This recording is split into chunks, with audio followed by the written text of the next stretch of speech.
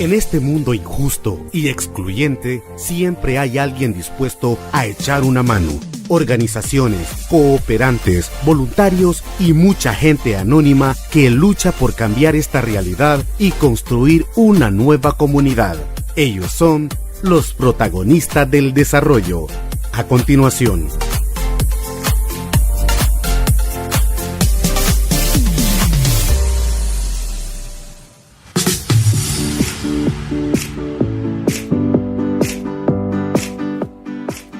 Muy buenos días tengan todos. Hoy iniciamos una nueva edición de su programa Protagonistas del Desarrollo, hoy siendo miércoles 1 de marzo del 2017. Damos inicio hoy a una nueva edición de su programa Protagonistas del Desarrollo. Muy buenos días, Carmen, ¿qué tal?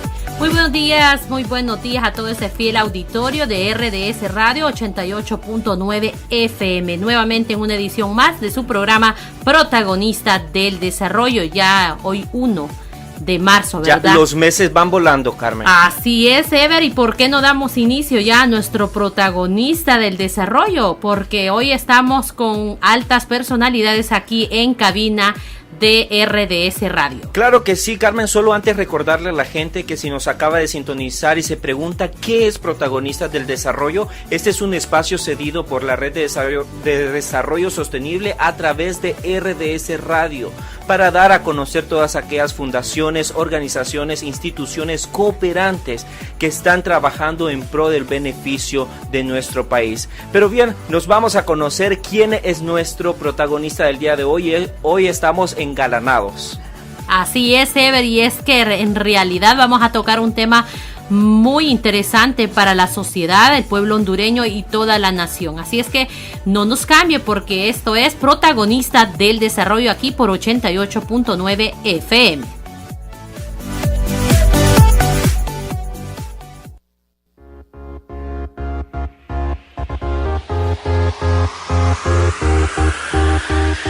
Oficina del Alto Comisionado de las Naciones Unidas para los Derechos Humanos en Honduras.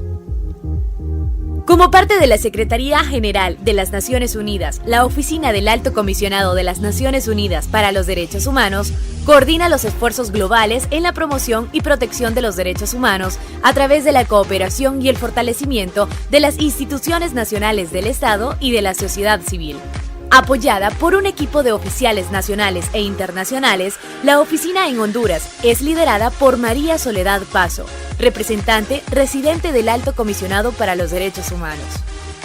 La Oficina del Alto Comisionado de las Naciones Unidas para los Derechos Humanos está enfocada en 4 ejes prioritarios: ampliar el espacio democrático y promover el diálogo social, integrar los derechos humanos en el desarrollo en el ámbito económico, fortalecer la lucha contra la impunidad por violaciones de derechos humanos, la rendición de cuentas y el Estado de Derecho, alertar sobre situaciones de riesgo y proteger los derechos humanos en situaciones de violencia. Hoy, en Protagonistas del Desarrollo, nos acompaña María Soledad Paso, de la Oficina del Alto Comisionado de las Naciones Unidas para los Derechos Humanos. Bien, y damos la bienvenida a nuestra invitada, representante residente de la Oficina del Alto Comisionado de las Naciones Unidas para los Derechos Humanos, María Soledad Paso. Muy buenos días. Muy buenos días y muchas gracias por tan calurosa bienvenida, saludando a quienes nos escuchan y deseándoles un excelente día. También quiero presentar a mi oficial de Derechos Humanos que me acompaña hoy, Ivania Galeano. Estamos aquí las dos para hablar con ustedes un ratito sobre lo que hacemos y cualquier interrogante que ustedes puedan tener. Bueno, muchas gracias por estar aquí, 2 talentosas damas que hoy nos acompañan en su programa Protagonistas del Desarrollo. Lo que es Ivana Galeano, es oficial de Derechos Humanos de la Oficina de las Naciones Unidas en Honduras, y también ya lo pudieron escuchar a la representante residente de la Oficina del Alto Comisionado de las Naciones Unidas, María Soledad Paso. Pero queremos conocer un poquito más cuál es la trayectoria acerca de María Soledad Paso como representante residente en Honduras de la Oficina del Alto Comisionado de las Naciones Unidas para los Derechos Humanos.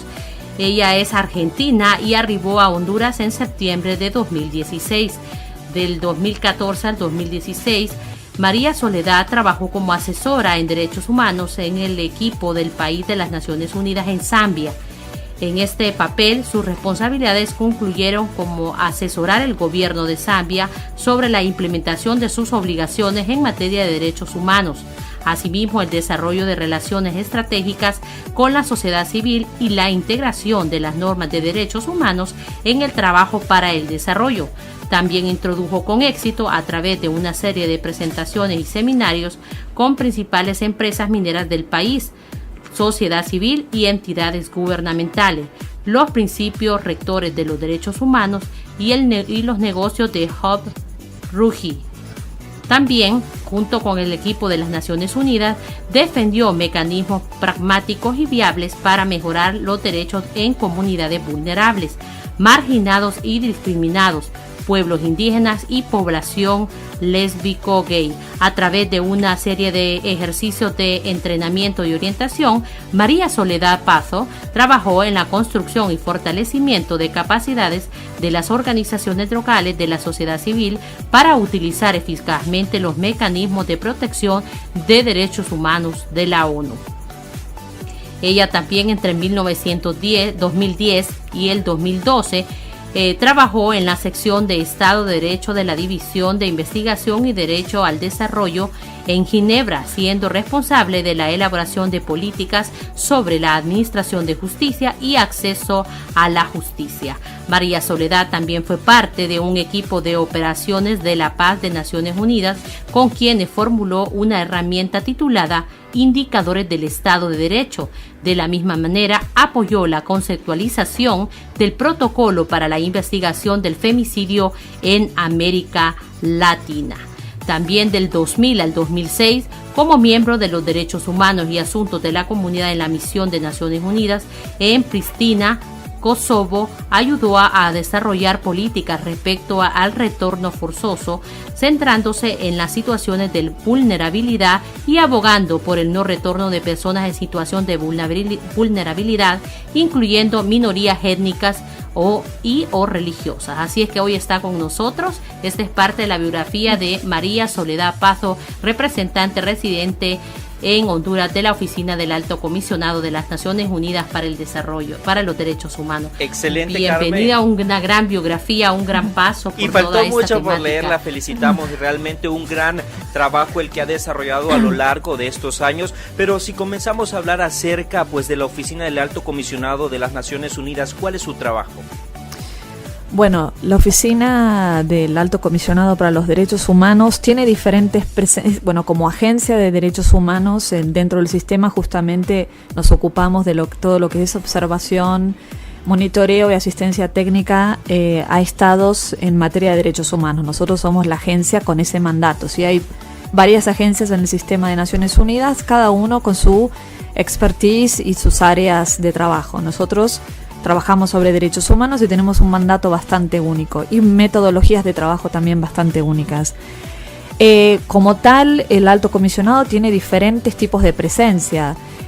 Tiene componentes dentro de lo que son misiones de paz, donde yo he trabajado, por ejemplo, en Irak. Se trabaja de manera muy diferente, ¿no? Tiene presencias de país, por ejemplo, la nuestra, la que tenemos acá, es una presencia de país. Tenemos también asesores de derechos humanos dentro de equipos de país, y es lo que hice yo antes en Zambia. O sea, cada una tiene sus metodologías de trabajo. Aquí somos una presencia de país incipiente, estamos hace menos de un año. Somos una presencia chica en comparación con otras, o sea, tenemos 11 personas sustantivas. Y tenemos un mandato que es bastante típico de presencias de país, que básicamente se focaliza en la observación de la situación de derechos humanos, la información, el análisis y el asesoramiento y cooperación técnica al Estado, a la sociedad civil y a otros organismos que tienen responsabilidades en materia de derechos humanos. Como decía, es un mandato bastante típico. La situación de Honduras es bastante compleja. Tenemos, por supuesto, que priorizar ciertas áreas que, bueno, las han dicho al principio, son ejes temáticos de trabajo. Y bueno, hemos comenzado a trabajar desde el año pasado, nos estamos afianzando en el conocimiento de la situación y en el conocimiento de los actores que tienen relevancia en materia de derechos humanos aquí en el país. Ya dijimos que uno de los ejes principales y prioritarios en los cuales ustedes trabajan es ampliar el espacio democrático y promover el diálogo social. En ese sentido, en esa área, ¿cómo se trabaja? Bueno, trabajamos, por supuesto, conjuntamente con la sociedad civil, nos reunimos, tenemos una relación muy fluida con ellos, de absoluta, digamos, confianza en el sentido de que hay algún problema y nos alertan. Una de las grandes ventajas de tener una oficina de país es justamente que uno, estando en el lugar, puede acceder fácilmente a las víctimas, a aquellos que tienen que, digamos, a todos los actores que tienen que realmente hacer algo respecto a la situación. Nos da la ventaja, la gran ventaja, diría yo, de tener una incidencia casi inmediata sobre cuando hay una situación de riesgo. Y también nos ha dado oportunidades de garantizar espacios de diálogo con garantías para que ese diálogo sea lo más equitativo, genuino y productivo posible, ¿no? Eso lo hemos hecho con los conflictos que ha habido con la universidad, con los estudiantes.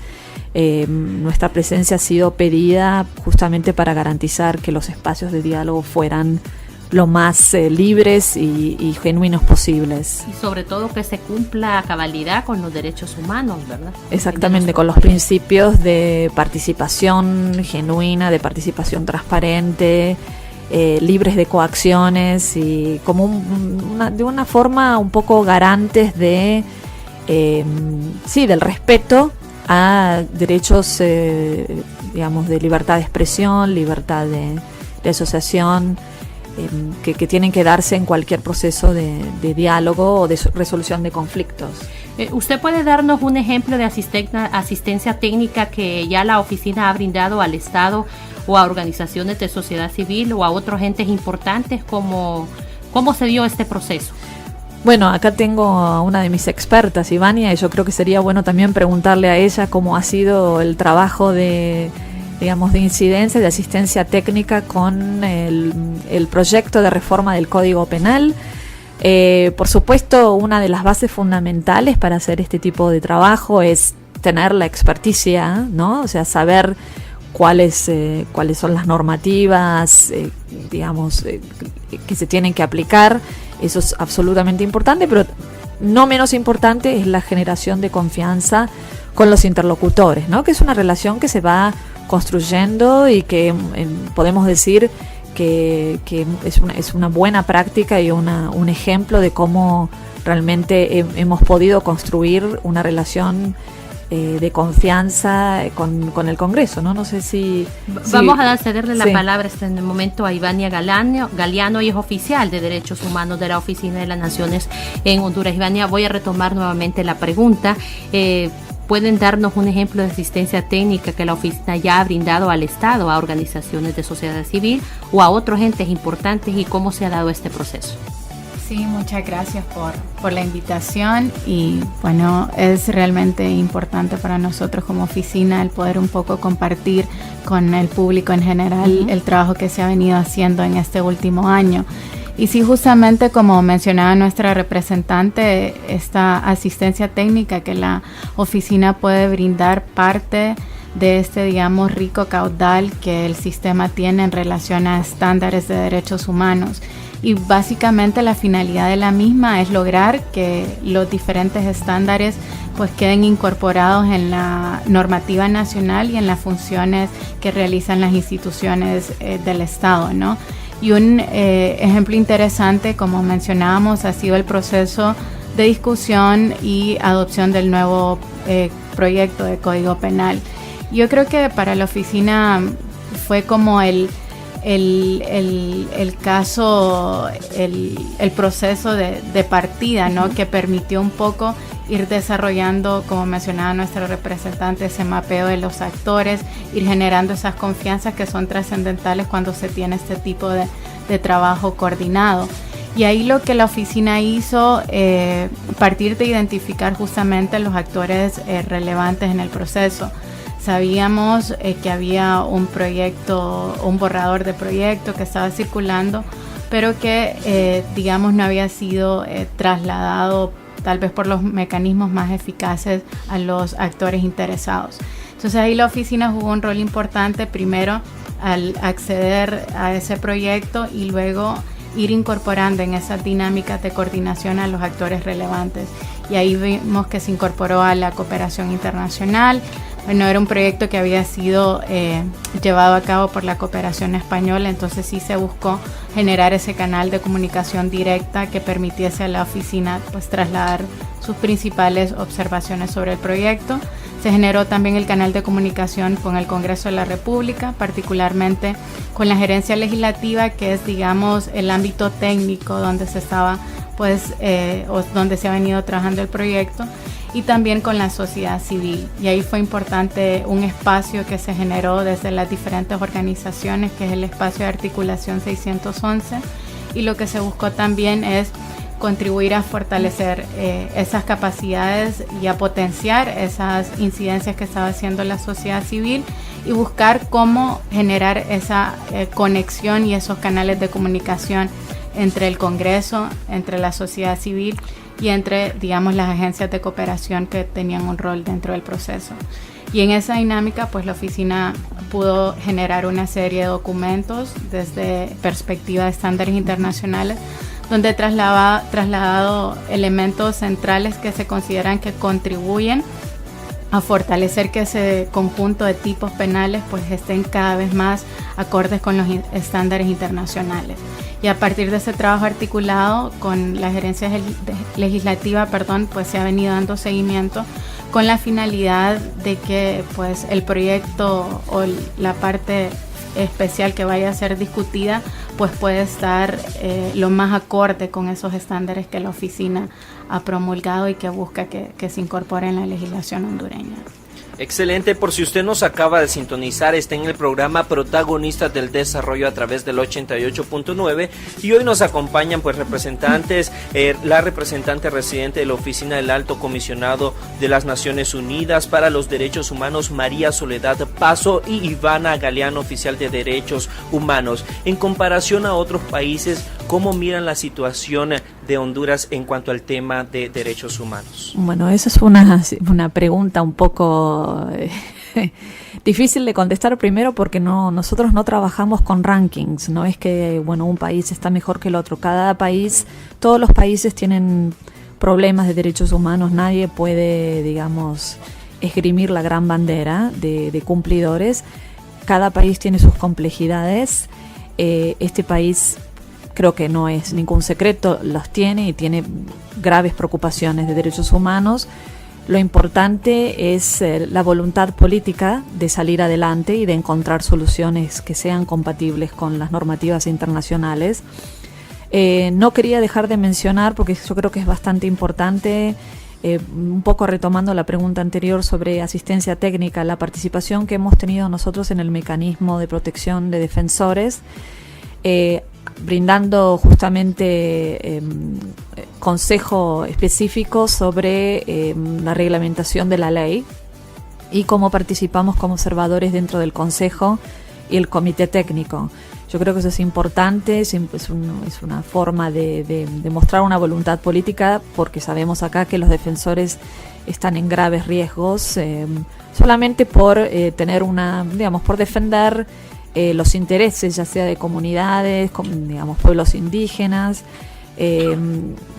Hay una intolerancia bien grande aquí y una falta de diálogo bastante importante y una situación de riesgo reconocida regional e internacionalmente con los defensores, ¿no? Entonces es un país con complejidades, con muchas desigualdades sociales. No es la pobreza, se ha reconocido que no es una cuestión de falta de ingresos. La pobreza es una situación por la cual las personas sufren una deprivación de derechos, desde los derechos civiles y políticos a los económicos, sociales y culturales, ¿no? El trabajo, la educación. O sea, la pobreza es un fenómeno multidimensional. y aquí hay muchas desigualdades que hay que, digamos, atacar y realmente remediar, ¿no? Entonces, son, como decía antes, usted me preguntaba cómo estamos en Honduras. Son problemáticas estructurales profundas, sí, que no solamente tienen que ver con, digamos, tolerancia, libertad de expresión, asociación en cuanto a protección de defensores, periodistas, etcétera. Es una cuestión también de, digamos, en concordancia con los nuevos objetivos de desarrollo sostenible, no dejar a nadie atrás, tratar de tener políticas, o sea, instrumentalizar políticas que sean inclusivas y en concordancia con estándares de derechos humanos, ¿no? Sin discriminación. Hoy es el día de cero discriminación, es importante también remarcar esto y tener una, digamos, una evaluación sobre cómo las discriminaciones también se están dando en el goce de derechos. Una pregunta muy interesante y yo la quiero hacer. Si una persona recurre a la oficina a interponer una denuncia, ¿cuál es la mecánica dentro de la oficina que ustedes le dan y cuál es el seguimiento que ustedes dan a cada caso que llega? Bueno, nosotros tenemos efectivamente varias personas que se acercan a expresar su, digamos, su problemática de, digamos, de privación o violación a los derechos humanos. Nosotros escuchamos y documentamos los casos.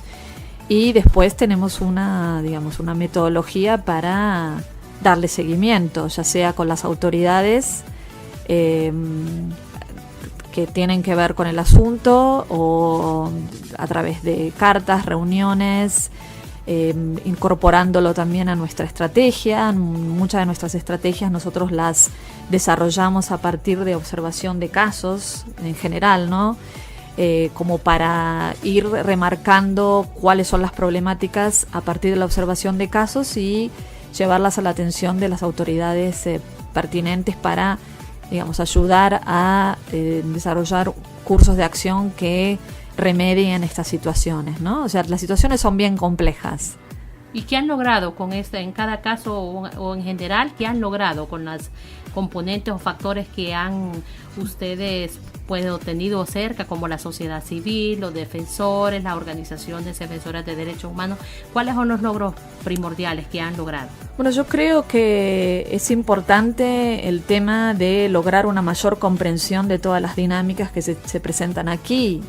Sí, son dinámicas, como decía antes, estructurales, que vienen de hace mucho tiempo, tienen que ver con, digamos, patrones culturales también que muchas veces no son patrones culturales que están de acuerdo con, digamos, tolerancia, no discriminación, y tal vez podemos expandir un poco más en estas cuestiones cuando hablamos de discriminación contra mujeres, ya que nos estamos acercando al Día Internacional de la Mujer.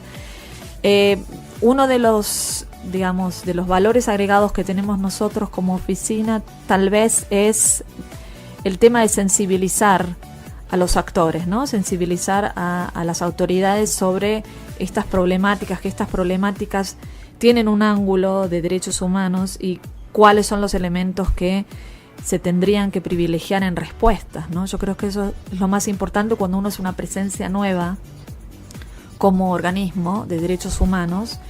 La interlocución con el gobierno, la sensibilización de los actores y a partir de ahí lograr que haya un cambio en cómo se tratan ciertas problemáticas, ¿no? Porque muchas veces es una cuestión de capacidades, ¿no?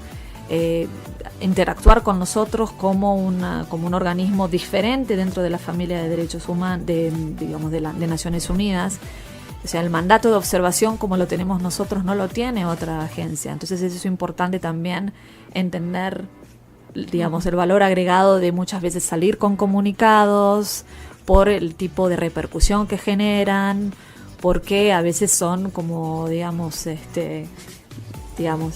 levantar conciencia sobre ciertas cuestiones, no solamente con el gobierno, también con la sociedad civil en general, ¿no? Con el ciudadano común, que a veces no ha tenido la oportunidad de ver una situación de otra manera, ¿no? Entonces es el tema también del rol de la educación, de la toma de conciencia, que hay ciertas cuestiones que son derechos y que a veces uno no los exige, pero cuando los empieza a exigir, digamos, las dinámicas cambian, ¿no? El empoderamiento, como decimos en derechos humanos. Si uno no sabe que es un derecho y que lo tiene que exigir y que ese derecho se tiene que cumplir, digamos, las cosas no cambian, ¿no? Entonces el factor de educación, concienciación, sensibilización para cambiar. Podríamos decir que en nuestro país a la población le hace falta más conocer sobre sus derechos humanos.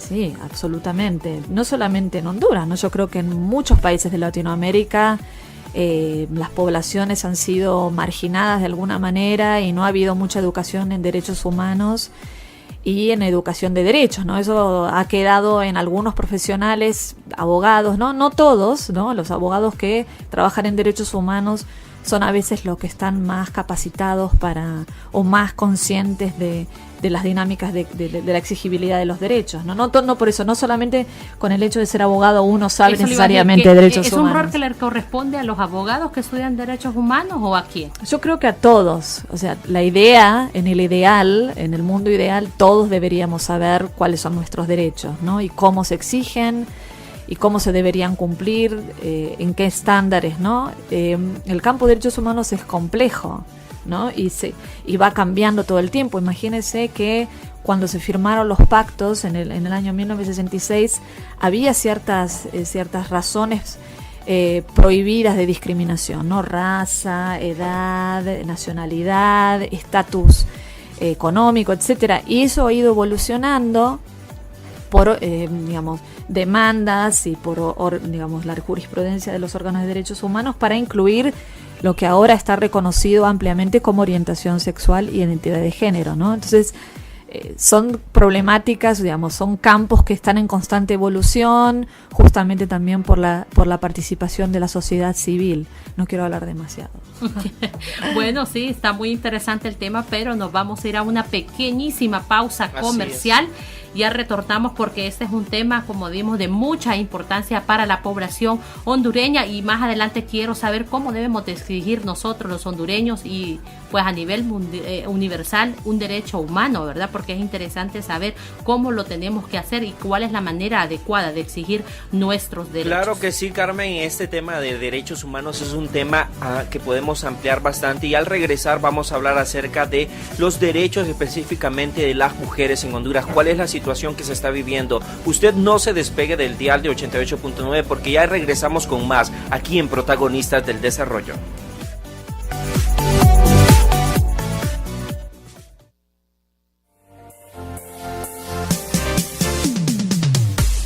Luchando por cambiar nuestra realidad y construir una nueva comunidad. Ya regresamos a Protagonistas del Desarrollo. Aprovecha tu tiempo. Son las 11:32 minutos. En RDS Radio. Alitas hay muchas, pero como las de Burger Chicken de la Residencial Alemán, ninguna. Las picositas, las barbacoas, las coreanas, las especiales y las papas sazonadas, ni se diga. Visítanos en la Residencial Alemán, tercera entrada, bloque U, casa 1916, por el punto de taxi del centro. Seduce tu paladar con el auténtico sabor de Burger Chicken, la delicia que te encanta. I need to speak English. En English International Academy puedes aprender a hablar en tan solo 12 semanas. Matricúlate de lunes a viernes durante 2 horas diarias y sé un profesional de éxito. Por tiempo limitado te obsequiamos un bono de 600 lempiras para cualquiera de nuestros cursos. Mantenimiento de motos, curso de estilista profesional para mujeres, mantenimiento de laptops y celulares. Estamos ubicados en el centro de Tegucigalpa, edificio Mirense Soto, cuarto piso, cubículo 414. Llámanos a los teléfonos 2222-4375 y 9651-4250. English International Academy, aprendizaje garantizado. De lo contrario, te devolvemos su dinero. Buenos días, arrancamos esta dosis diaria. Uy, Dios mío, ya está, pero a boca tendida. Ingrid nos va a invitar a este evento. Se lo pierda. Solo son 100 barukis. Comienza tu día con el mejor morning show de la radio. Dosis diaria, de lunes a viernes, de 7 a 9 de la mañana, por 88.9 FM. sistema de dirección encendido. Ubica tu destino. ¿Tienes claro a dónde vas? Traza tu ruta. En ruta, con música, noticias, reportes del tráfico y temas de interés. Estamos contigo en ruta, a donde quiera que vayas. De lunes a viernes, de 4 a 7 de la noche, aquí en RDS Radio. Entretenimiento inteligente y mucho más.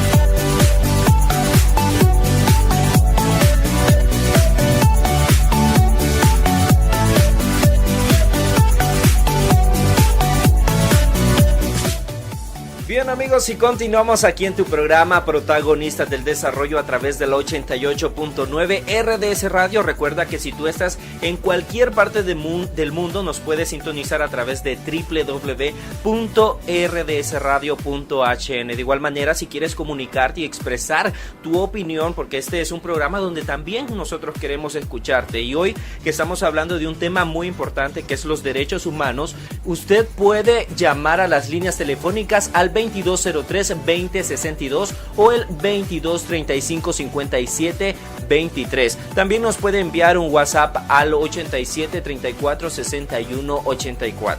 Así es, Ever, y es que estamos en sintonía y conectados aquí a través de Protagonistas del Desarrollo. Una pregunta muy esencial. La voy a hacer para Ivana Galeano, oficial de Derechos Humanos de la Oficina de las Naciones Unidas. Ivana, ¿ustedes atienden todos los casos de derechos humanos o la oficina tiene un límite? Sí, por supuesto, la oficina sí está acotada a poder ver determinados casos de derechos humanos, ¿no? Dependiendo de ciertos elementos particulares.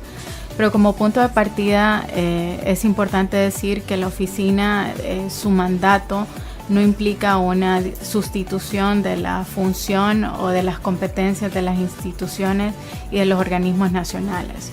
Entonces tampoco es importante aclarar que no es una instancia cuasi jurisdiccional como si lo puede ser la Comisión Interamericana o la Corte Interamericana, porque muchas veces también surgen algunas consultas en relación a funciones de este tipo. Lo que hace la oficina, y como mencionaba nuestra representante, desde la capacidad o el mandato que le permite la observación de la situación de derechos humanos y la observación de determinados casos, es poder recibir casos que pueden ser denunciados o de los cuales la oficina puede entrar en conocimiento de oficio, y a partir de ellos pues la oficina entra a revisar o analizar los elementos particulares de cada caso. Por ejemplo, se puede determinar si un caso se enmarca dentro tal vez de una situación más generalizada o sistemática de violaciones de derechos humanos. Sería un caso que tendría que que tomar la oficina y darle la observación y el seguimiento correspondiente.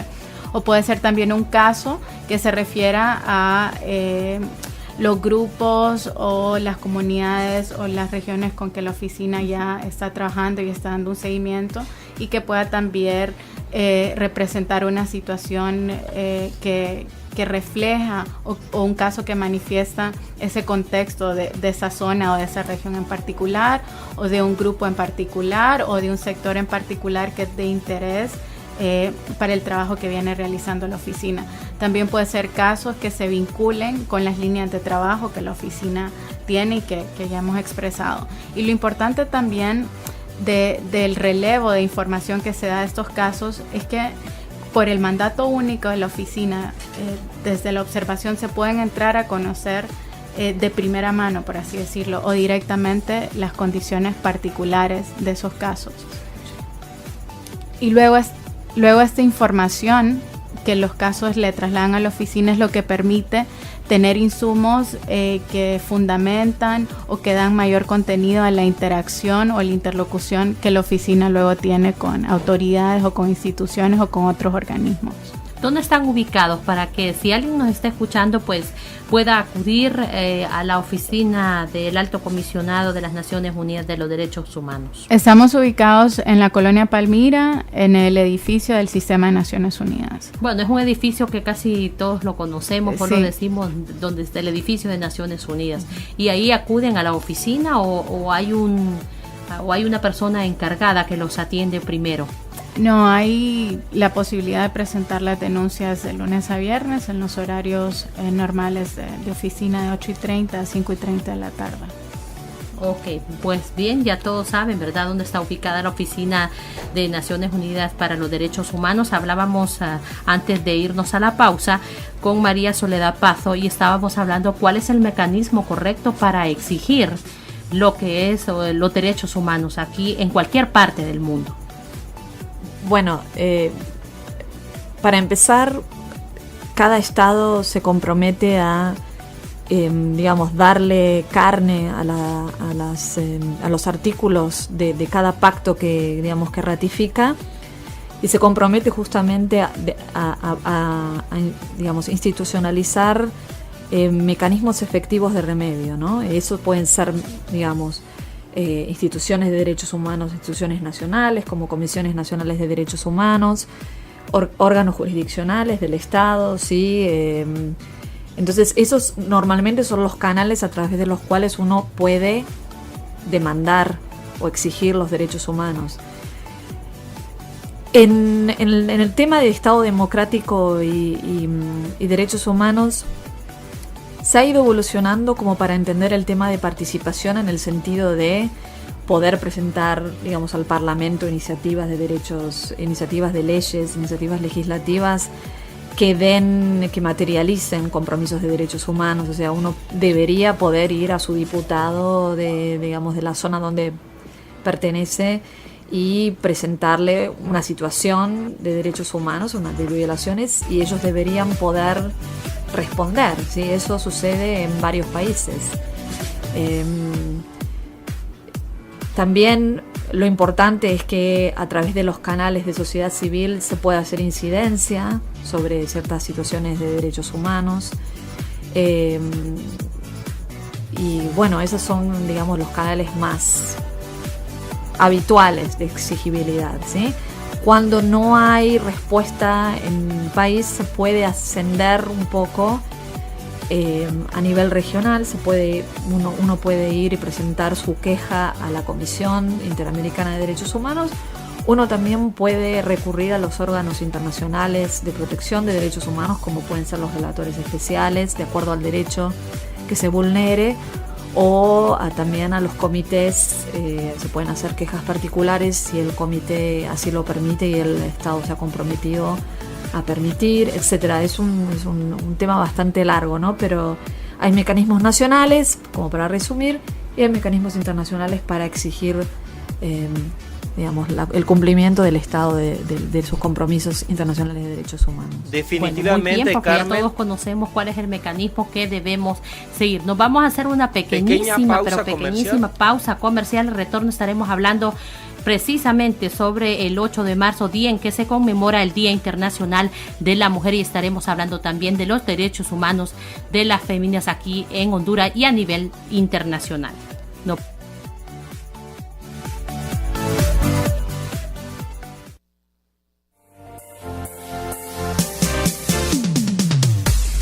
Luchando por cambiar nuestra realidad y construir una nueva comunidad. Ya regresamos a Protagonista del Desarrollo. Tus recuerdos guardan un espacio único en tu campo de memoria. Música que marcó tu vida, anécdotas y estilo de vida que se quedarán para siempre. Retrovisor. Retrovisor, una mirada al pasado que te acompaña en el presente.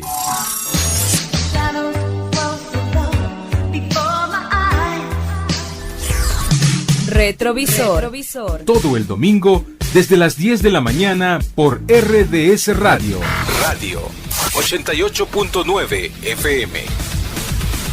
Y en la posición número 7 encontramos a nada más y nada menos Top Latin Chart.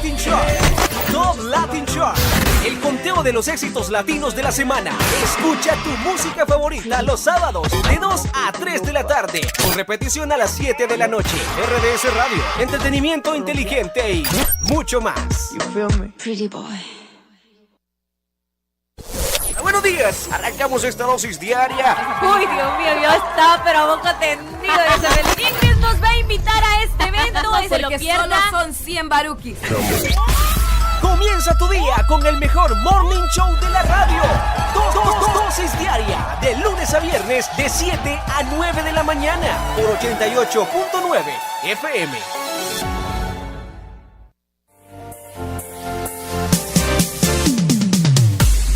Luchando por cambiar nuestra realidad y construir una nueva comunidad.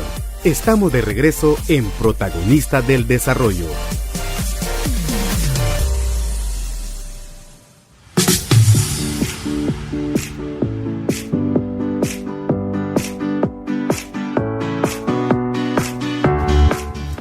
Ya de regreso aquí en su programa Protagonistas del Desarrollo, y como habíamos dicho y anunciado, vamos a hablar del 8 de marzo, día conmemorativo al Día Internacional de la Mujer en Honduras. Bueno, derechos humanos de las mujeres en Honduras, ¿cuáles podríamos decir, Ivana? Bueno, yo creo que si vamos a hablar de derechos humanos de las mujeres, tenemos que hablar de derechos humanos en general, En general, primero, ¿verdad? Sí, porque es...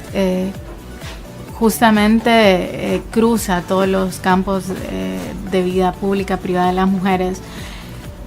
Lo que se busca a través de una fecha como esta, como lo que es la celebración del Día Internacional, es justamente reivindicar y poner en la vista pública la necesidad de que todavía hay medidas que se requieren adoptar para que las mujeres realmente puedan disfrutar plenamente todos sus derechos. O sea, estas medidas especiales o afirmativas que hablamos buscan justamente colocar a las mujeres que han estado históricamente y estructuralmente en una situación de desigualdad, pues generar esas condiciones para que puedan estar en situaciones más equitativas que les permitan justamente el goce efectivo de sus derechos. ¿Podríamos decir que la desigualdad se ubica más en la zona rural o también urbanas? Yo creo que ahí estamos hablando de diferentes tipos de desigualdades, ¿no? Y son desigualdades que cruzan el ámbito privado, que cruzan el ámbito público de la vida de las mujeres. Tenemos evidentemente problemas estructurales, como mencionaba nuestra representante, que cruzan la vida de todas y todas las hondureñas. Sin embargo, al hacer un análisis con enfoque de género, observamos que generalmente esas desigualdades o esas afectaciones se agravan más cuando estamos hablando de mujeres. Y también son diferentes si hablamos de una mujer en el ámbito rural, o sea, los desafíos y las vulneraciones afectan más determinados derechos, y si hablamos de las mujeres tal vez en el ámbito urbano se manifiestan de otras formas, ¿no? Pero que cruzan tanto la mujer en el ámbito urbano y en el ámbito rural, las cruzan sin lugar a dudas. María Soledad Pazo, me gustaría saber ¿por qué es más vulnerable los derechos humanos en las mujeres que en los hombres? Bueno, es objeto de estudios, ¿no? El tema de por qué a las mujeres nos discriminan más, nos tratan de manera diferente, pero digamos, algo en lo que se concuerda bastante a nivel académico es que responde a patrones culturales patriarcales, a una dominación del hombre sobre la mujer, que es histórica, muchas veces justificada a través de textos religiosos. No olvidemos que Eva salió de la costilla de Adán, ¿no? Y que hay muchas partes en los textos religiosos donde la mujer tiene una situación donde debe, digamos, obedecer lo que dice el hombre, ¿no? Es decir, que hay dependencia al hombre. ¿Debemos de tenerla? No, absolutamente no. Y mire con quién habla. O sea, yo soy producto justamente de una política de, digamos, tener a mujeres en posiciones de liderazgo por parte del alto comisionado, justamente porque no hay paridad de género en digamos, puestos de liderazgo, en general en todas las Naciones Unidas, en general en el mundo, ¿no? Y una de las políticas de acción afirmativa que ha tomado el alto comisionado y la alta comisionada adjunta es justamente promover a mujeres para ocupar estos lugares de liderazgo, ¿no?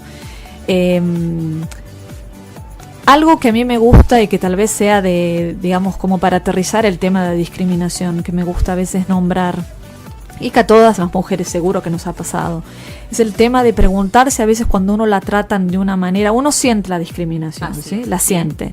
A veces no se puede explicar, pero algo que ayuda bastante a, digamos, materializarla es el tema de preguntarse, si yo hubiera sido un hombre, ¿me hubieran tratado igual? Y ahí sale la respuesta, ¿no? Definitivamente no. Si uno a veces es hombre, la tratan de manera diferente. Tratan al hombre de manera más seria, se recibe el mensaje de otra manera, si lo dice una mujer o si le dice un hombre. Y eso responde a patrones, como decíamos antes, patrones, digamos, que uno los va absorbiendo casi inconscientemente. Son, digamos, sociedades que se han venido relacionando de una manera donde lo que dice el hombre se toma más seriamente que lo que dice una mujer, ¿no? Entonces el romper con todas estas cuestiones que son solamente patrones culturales ya absolutamente arcaicos e innecesarios y violatorios de lo que es el derecho a la igualdad entre hombres y mujeres. ¿Cómo ir rompiendo este patrón de a veces de esa desigualdad de los derechos? Bueno, yo creo que lo que comentábamos un poquito antes, ¿no? El tema de ir educando, ¿sí? Educando a niñas, educando a niños, educando a hombres, educando mujeres también, educando a no aceptar ciertos patrones de violencia que se han ido manifestando y que se tenían como, digamos, comunes. El tema de violencia doméstica, por ejemplo, el tema de que una mujer piense que está bien que le peguen, o que la violencia doméstica es una cuestión privada y la sociedad no tiene nada que ver con eso. El tema de ir reaccionando a esas violencias que se dan de manera a veces no consciente, el tema de hacerlas conscientes, el tema de ir empoderando, ¿no? Empoderando a la mujer, ocupar posiciones más de poder. Yo creo que son todos instrumentos y herramientas importantes que nos van ayudando en quebrar esos patrones tan nocivos y destructivos hacia el desarrollo pleno y feliz de toda mujer en la sociedad. Sí, creo que esos patrones ya se han ido, Ivana, podríamos decir que eso ya se había ido de alguna manera conceptualizando en la orientación hacia la mujer, porque ya hay Fiscalía de la Mujer, hay entes encargados de recibir las denuncias de la discriminación y todo eso. Entonces yo creo que eso ya en cierta medida se ha ido pues evolucionando, podríamos decir, Ivana. Sí, aunado es a lo que mencionó nuestra representante, quería agregar justo ese elemento, ¿no? La responsabilidad del Estado justamente de proveer las condiciones adecuadas para que no haya discriminación contra la mujer. Y eso pasa por diferentes escenarios y por diferentes temas. ¿Eso qué requiere? Bueno, requiere que haya la adopción de medidas legislativas justamente que no sitúen a la mujer en una situación de inferioridad o la sitúen en una situación de desventaja de hecho o de derecho.